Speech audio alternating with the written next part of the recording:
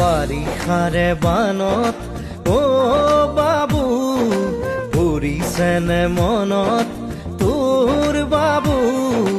গোঠা মাৰিছিলো যে কলৰে নাৱত ধেমালি ধেমালিতে যাওঁ দূৰলৈ ভয়ে ভয়ে আহোঁ ঘৰলৈ